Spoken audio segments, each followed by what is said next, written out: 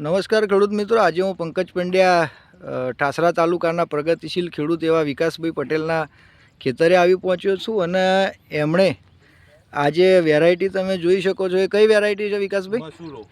મસૂરો એટલે ટૂંકમાં જે દેશી વેરાયટી કહેવાય અને સરાઉન્ડિંગ ઠાસરાના આજુબાજુ વિસ્તારમાં થતી હોય છે. તો આની અંદર અત્યારે આ જે ફૂટ છે એ કેટલી ફૂટ છે ગણજો ને જરા.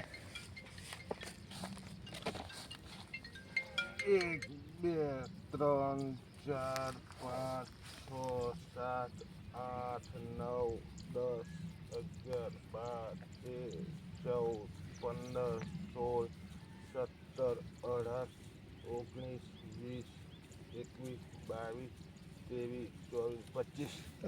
આમાં અત્યારે 25 ચીપાએ ફૂટ થયેલી છે. તો આની અંદર તમે શાનો ઉપયોગ કર્યો હતો?